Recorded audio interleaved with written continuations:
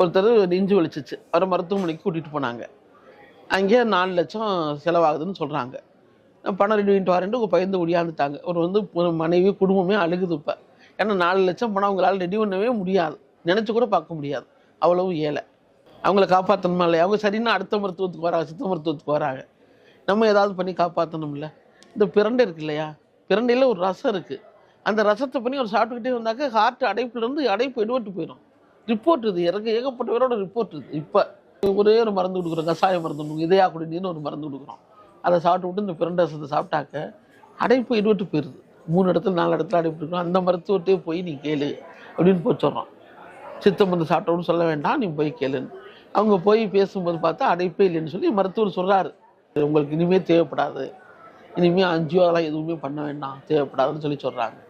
அந்த மாதிரி குணம் ஆயிடுது, சரியாக போயிடுது.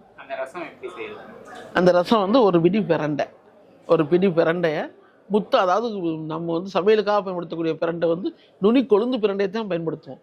அது தேவையில்லை, முத்த பிரண்டையே எடுத்துக்கலாம். 2 பிரண்டை 2 நீளமாக எடுத்துக்கலாம். எடுத்துக்கிட்டு அந்த கணு ஜாயிண்ட்டை எடுத்துக்கணும். ஜாயிண்ட் விஷம், அதை நீக்கிறோம். ஜாயிண்ட்டை கணுவை வெட்டி எடுத்துகிட்டு இப்படி நம்ம வெட்டுவோம். எடுத்துக்கிட்டு என்ன செய்யணும், தண்ணியில் விட்டு அலசுறோம்.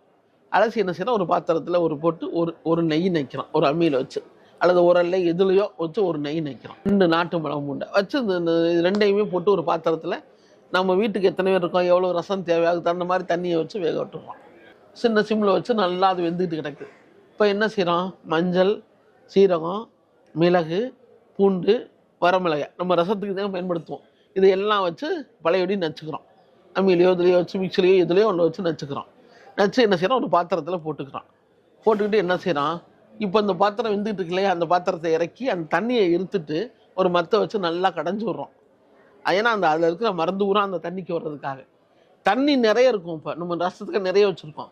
அதை அப்படியே கடைஞ்சா தண்ணி காலில் தெரிச்சிரும்னு சொல்லி தண்ணியை எடுத்துட்டு கொஞ்சமாக தண்ணி வச்சு கடைஞ்சி விட்டுட்டு அந்த தண்ணியை தூக்கி இதில் ஊற்றி ஒரு கலர் கலக்கி விட்டுட்டு இப்போ என்ன செய்யலாம், அடுப்பில் வைக்கிறோம். ஒரு 2 நிமிஷம் சூடு ஏற்றிக்கிட்டு இப்போ இந்த பாத்திரத்தில் ரசத்தை தட்டி போட்டிருக்கலையா பாத்திரம், அந்த பாத்திரத்தில் ஒரு மேலே ஒரு வலை, ஒரு சல்லடை, அந்த மாதிரி ஏதாவது சல்லடை அது மாதிரி வச்சுட்டு அதில் தூக்கி இதை ஊற்றுறோம். அப்போ இந்த பிரண்டையும் இந்த பூண்டு வெந்ததும் மேலே நின்றுக்கிறோம். அந்த சாறு மட்டும் தண்ணி மட்டும் உள்ளே இறங்கி ஒரு மூடியை போட்டு ஒரு 10 நிமிஷம் மூடி வச்சிடறோம். மூடி வச்சுட்டு ஒரு செம்பு மோர், ஒரு 2 லிட்டர் 3 லிட்டர் ரசத்துக்கு ஒரு 1/2 லிட்டர் 3/4 லிட்டர் மோர் அதில் ஊற்றுறோம். மோரை கொஞ்சம் நல்லா ஒரு அரை சூடு ஆறுனதுக்கப்புறம் ஊற்றி உப்பை போட்டுக்கிறோம்.